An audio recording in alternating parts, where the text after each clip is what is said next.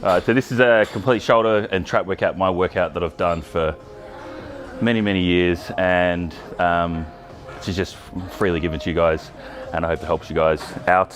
What I've actually doing at the start, which this is what I don't normally do, but I've seen Andrew Locke, Dr. Locke. If you guys don't know who he is, check out Andrew Locke.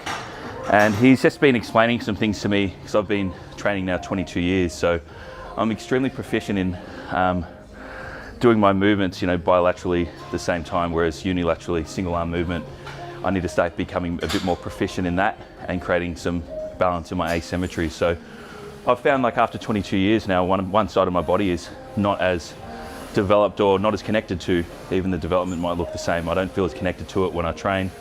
So what we're doing here is just getting a warm up in the side deltoid, and in actually recruiting through the side deltoid properly. A lot of people will think that leaning forwards will hit your rear delt. It's actually still going to hit your side deltoid, but isolating it completely, leaning forwards with your hips out and coming into the movement to contract your side delt. So we're just doing that to start with before we move on to the rest of the workout. So like anything with bodybuilding, it's time under tension. You want to keep tension on the whole time. I don't want to have any pausing or relaxing without any of the movements. So it's okay to contract a bit and squeeze at the top of the movement, but never letting gravity take over and just swinging the movement. So you're seeing it's tension's constantly on the middle of my shoulder.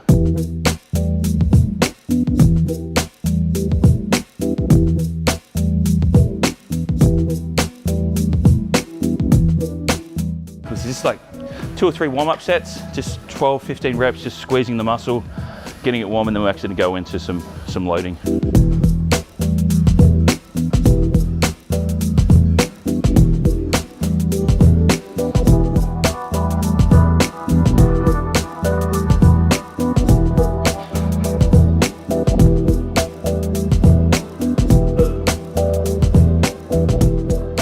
I mean, with training shoulders, really, you should have a look at yourself, have a long, hard look at yourself. No, but have a look at your physique and see the strengths and weaknesses. So you've got your deltoid, and it's always been broken down in 3: anterior, middle, and posterior deltoid, front, middle, and rear. And you can have a look at, if you do like a rear double bicep pose, you can see the shoulder capsule, and you can see it in its full proportions. And you can if you get a photo of that, you'll be able to see if the front delt is lacking or the rear delt is lacking, or the side delt might be dominant. So what you'd like to do is always target your weak point first. That's my opinion. So if you want really big side shoulders, side delts, you'd always start with the side raises like we're doing here. Standing side raises, machine side raises. If your front delts are lacking, you'd start with maybe a front raise or a dumbbell press or a machine press to recruit through your front delt. If it's rear, I mean, this can be interpreted as 2 different movements, a seated rear raise and a seated side raise. And the difference that I'm going to explain is a seated rear raise is when you're keeping your elbows rolled forwards and only creating that much of a movement to recruit through your delts. If any higher, you start to come into your traps, I've found with my training experience. Whereas a seated side raise, so still leaning forwards like we're doing in the warm-up, but you're actually coming up and out. So your wrist, elbow, and shoulder finish in the same position. And still tension, don't let it drop. Keep tension on the way down, tension on the way up.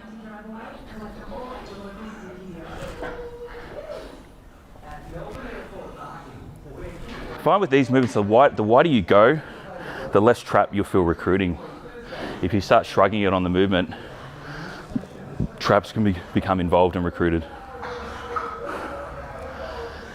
And it's like anything, like it's a skill set, like it is shooting a basketball. The more that you do a movement, the more proficient you get at it, and the better your recruitment pattern will be. And the way I train is this way, as a progressive overload, so building up to in even increments to 1 hard set.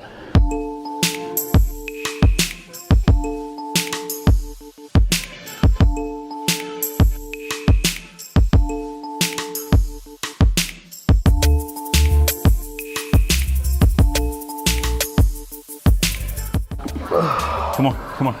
Right, ready? Another couple. Up. 2. 1. Good job.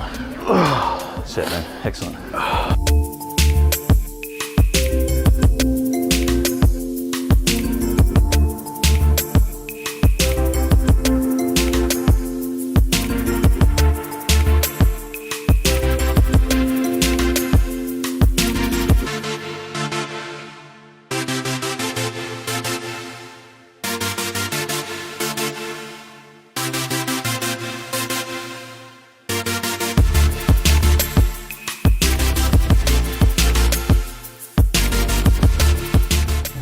Nice, bro, strong, let's go.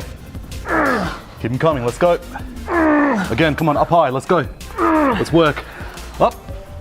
Again, more. Keep them coming, let's go. Push. Again. Push. Good. Up. If you're lucky enough to have a machine side raise, I highly recommend it. Alternatively, well, the benefit of doing a side raise with a bent arm versus a straight arm is it takes away supraspinatus out of the movement. So you'll find that anyone with shoulder injuries or issues, they'll find a better recruitment with their arms bent. So you can do it with a dumbbell. It's still a little bit unstable versus a machine. I find this takes all the pain away if you've got any delt issues.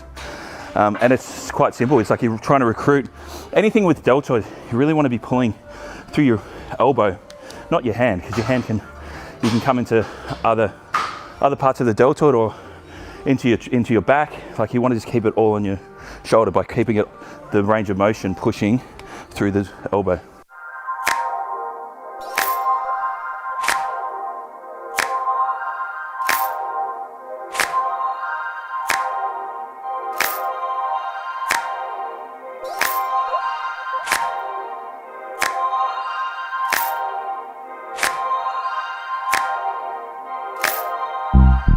And if you're someone like it, this is where it's challenging when you're training someone.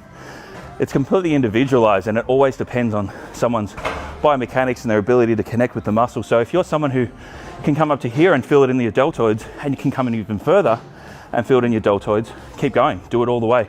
I'm someone who, if I come any higher than this, my traps just recruit and take over and I don't feel a connection in my deltoid. But I've had other clients and train them where they come all the way up and they can come all the way with delts being recruited and not traps being involved. So it all depends on how you can connect. And the most important part of muscle growth is your connection with the muscle. If no matter what, you have something being teaching from someone else that you really are inspired by, if you're not connected to the muscle, you're not connecting the way that they've taught you, do something else, because it's too time enduring and too much length and too much energy to waste your time not doing what you want to do. The way I train is I always go very light on my first set no matter what. I just feel like you need to have a strong mind to muscle connection, increase your proprioception, your coordination in that exercise, because you could be warm in other things but then cold in a particular movement, and if you're cold, stabilizing muscles aren't recruited and connected as well or sequenced right. So when you go into the movement, your body will recruit in a way it shouldn't, and that's when injuries can happen. So I always go from really basically light and then progress up in even increments until I reach my hardest set, and that's my version of progressive overload. The deltoids, if you want to build up the middle delt, that's what we're targeting right now. And then we'll go on to the front and rear delts are too big. Finish them last.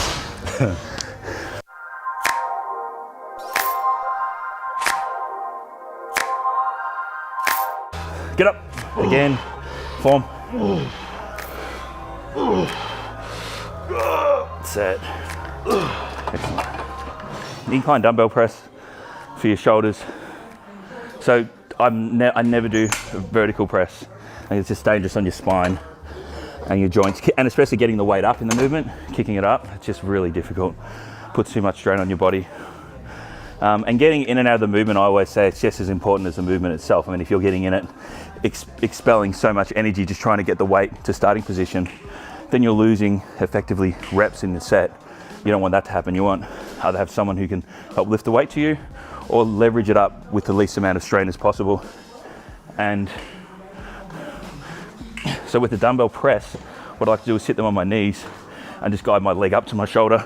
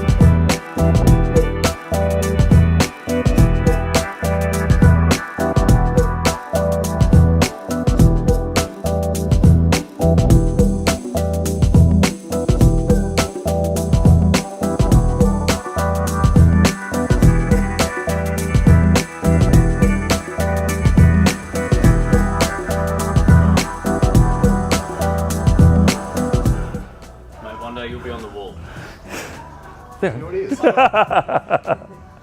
Who's that guy? Just bring your own posters into Doherty's and just like, look at me. I think once you get to like these working brackets with these big compound lifts, you need to make sure that you're, you know, rest and recruit. Yeah, true. It's good. So make sure you can get that maximal set, you know. You think you did all these build-up sets to get to these ones, right?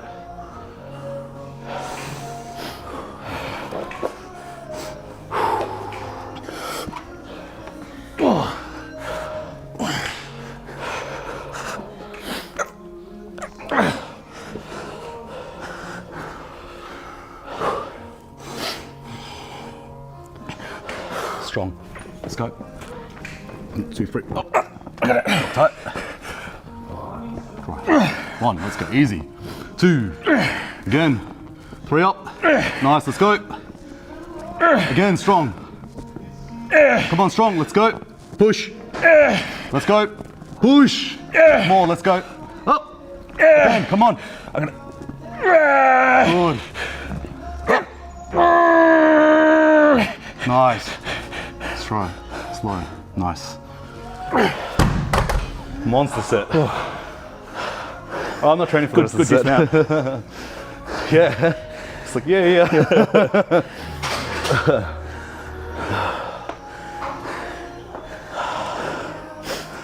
Yeah, I think we leave those for someone else to take care of later, right?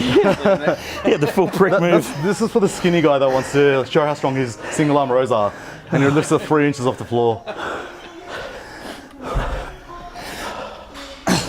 I try and do 2 exercises for each head of my shoulder, front, middle, rear, and where I started because I feel like my rear needs more development, middle needs more development, so started with middle, then I've gone to the front, finishing on rear. So I've just done a dumbbell press. Now you can do a barbell press or a machine. I definitely feel like it's safer.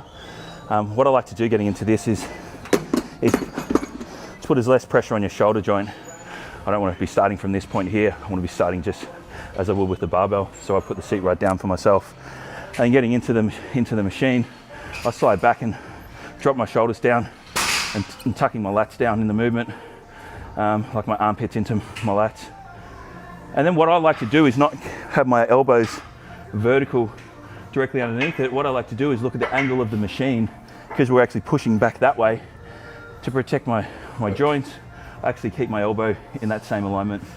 So I'm actually starting here, because you see my body's back as well as the machine's back and my elbows are slightly forward. So the leverage is much easier on than causing pain. So my elbows start forward. So I'm almost like, if I were to just, just for argument's sake, just have it like, it would seem like I'm starting from this point here in front of my body. But it's just a much easier way to still recruit through my, anterior deltoid, but not have the pain associated with it.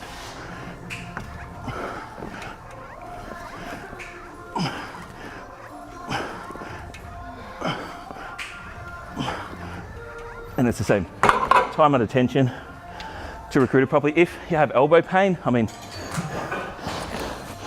know it's a plug for my sponsor, but elbow sleeves, swing them around to protect your elbows. And if you've ever used knee sleeves or knee wraps, it's very similar for that for your elbow. It does help you lift more weight, I believe, as well, protecting your joint.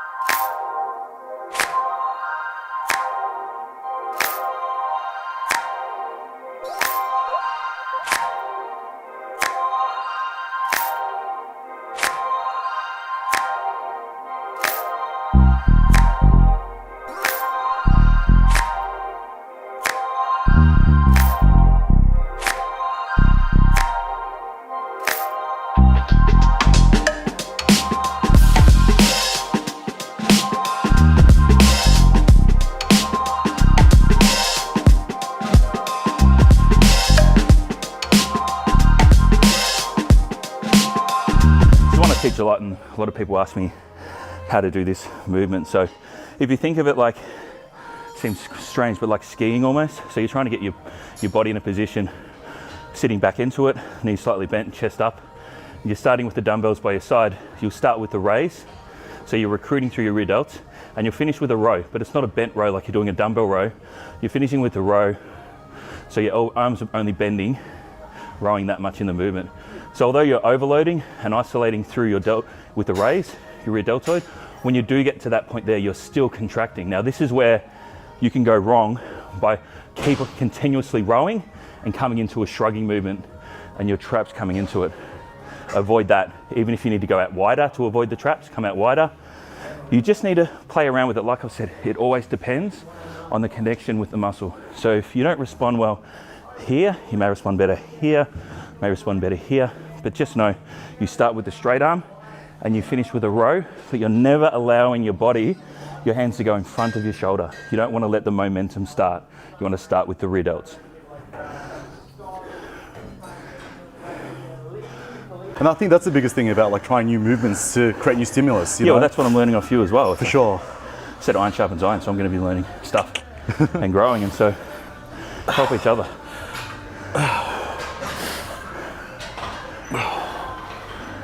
Yep, so come back a bit more. So, yep, there you go. So wrist back. So finish with a row with your wrist back. Yeah, so almost try and bring your dumbbell into the back pocket. There you go. There you go. Stretch, delt, squeeze.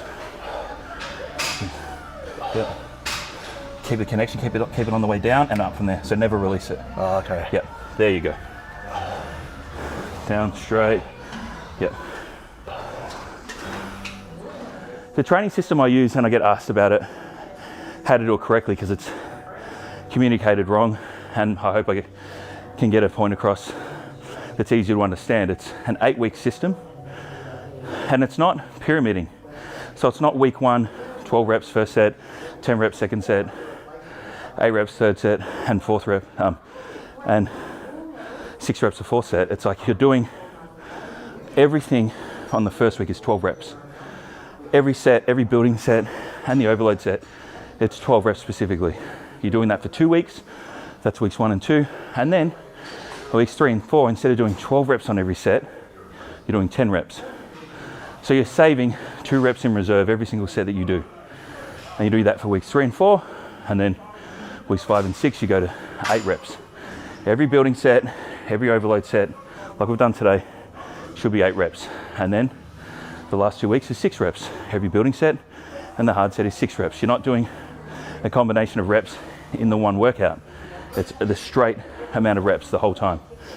And because you're doing, you think of it, on the 8th week, you're doing 6 reps, you're so much stronger, and you've done all these 8 weeks of connecting to the body with the same exercises in the same sequence for all the 8 reps. So in theory, you can almost be twice as strong if you're doing, a 20 kilo shoulder press for 12 reps. Effectively, you could be able to do 40 kilos by the 6 reps. So, and then the next time you start that system of 12 again, instead of starting at 20 kilos, finishing the hard set at 20 kilos, it would be 22. And just by constant progress, you're always progressing up in strength every 8 weeks. And that's, I believe, a really safe way to do progressive overload, because confidence comes from doing, and I think one of the biggest issues people have is the fear of the weight being too heavy and the risk of injury. And by doing this system, you're doing quite light in the first two weeks of 12 reps, and you're just slowly progressing up week after week until you hit the hardest weeks, which are weeks 8, the 8 rep weeks and the 6 rep weeks. But yeah, I'll probably confuse it, but it's just do it 8 weeks, an 8-week system, 12 reps on the first week. Every week it's just you're dropping a couple reps. I always say, be really strict. You can go from, when I give teachings, you can go from strict to loose, but never loose to sloppy. So you go from the strict form in every building set and as many reps as you can on your hard set, but then the last couple reps on your hardest set, you can go a little bit loose with your form. Never sloppy though. You never want to, in this movement, you can go from strict to, a little bit loose, but you never want to start and like swing it and go sloppy. Yeah, like it's not about, bodybuilding can be mistaken with just moving weight overall, when it's not. The body's a master compensator and it will succeed in whatever way it wants to get the weight up. But you're specifically trying to target a particular muscle and stimulate it to growth. And if you're not recruiting in the muscle, you're not going to stimulate it to grow.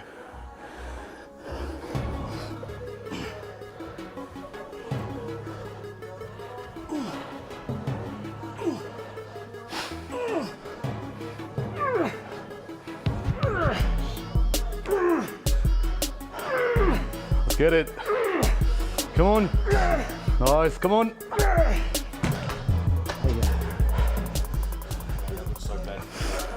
No, it's fantastic. It's like two Thai girls walking on your back.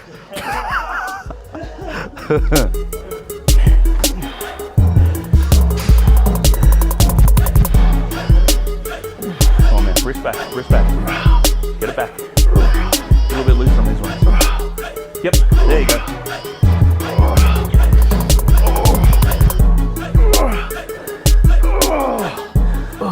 So rear delts in the reverse pec fly. Okay, so Soup Nation, think holding a ball of soup, Pro Nation, think of a pro basketball player. Pronated grip here. And what you're wanting to do is, without using your traps to close in, you're going out wide and hitting your rear delts. I don't go back any further than this point here. I'm actually not coming back because my traps jump into it, and I'm not going too far inwards because also my rear delts relax.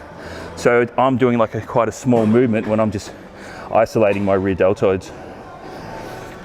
What I like to do is this movement, just for my rear delts, and after I've built up and overloaded, I change my grip around and I activate through my traps, and that's when I'm doing recruiting through my traps and retracting my scapula in the movement.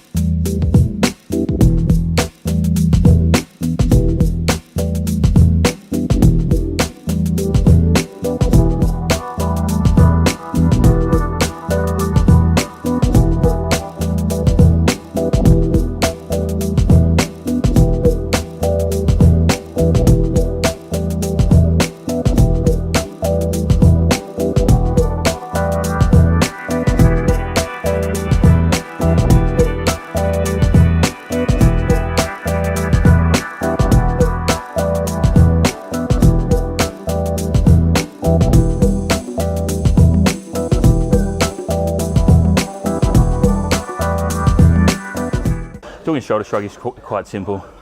It's just keeping your body locked completely straight. Even a slight bend in your knees to protect your lower back if you want, instead of staying completely upright. And it's just really shrugging your shoulders upwards. What I've found is I just connect with my body better if I'm leaning slightly forwards, connecting with my traps better. And as I shrug, then I just put a little bend in my elbow as well. I can just come up, feel like I can come up with more range without it affecting hurting my neck.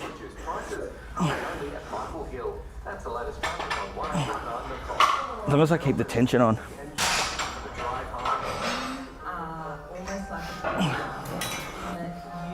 Oh, man. So weird, because it's like it should just feel exactly the same straight than a bend in my arms, but I can just connect way more when I can bend my elbows in the movement. I'll give it a crack. For me, it's just for me. It's part of learning, bro. Yeah, for me, it's just a deeper contraction.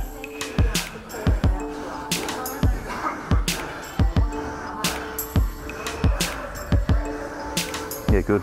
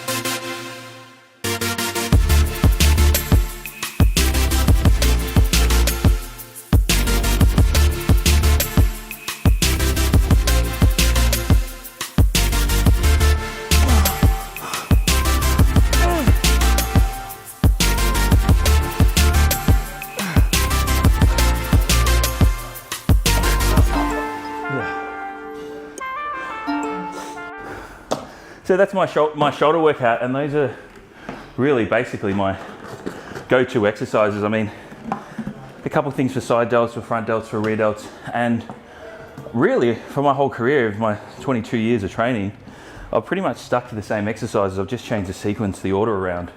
So sometimes my front delts will be first, or my rear delts will be first, based on you know, what I need to work on at any given time. But you don't overcomplicate things. I feel like there's a huge limiting barrier when you're trying to do too many things at once, and when you do that, nothing ever works. So just keep it simple and stick to the basics. And you know, even if you were to do 8 weeks of all just 12 reps every exercise for the whole 8 weeks, you're going to progress over that time. And just keep it simple and just build up slowly, even increments. Never do anything crazy. Don't jump from, like we did, don't jump from first set, the weight we used, to the set we used in the last set. Don't make that kind of an incremental jump. It's just dangerous. So keep it safe and don't rush. That's what everyone has an issue with. They want it now. And I get people in here, they're like, I'll do anything to achieve what you've achieved. You tell me what to do. I'll do whatever cardio you want, whatever food you want, whatever training you want. And I'm like, okay, well then, will you do, you know, 6 meals a day every day? Yeah. Will you train 6 days a week every week? Yep, I'll do that. And I'm like, do that for 10 years. And like, I don't want to do that. There's got to be a quicker way. But it's like a slap in my face. If there was a quicker way, I would have done it.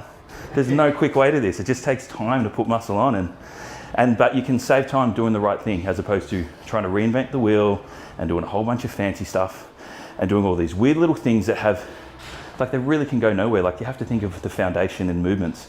If the foundation of the movement, the setup, only allows you to lift a certain amount of weight, then it's not going to be long until you max out that exercise or you get injured because your body's unstable in the movement. Like, you need to just stick to the basics, and those are the ones you can build upon time after time after time. So I hope that helps.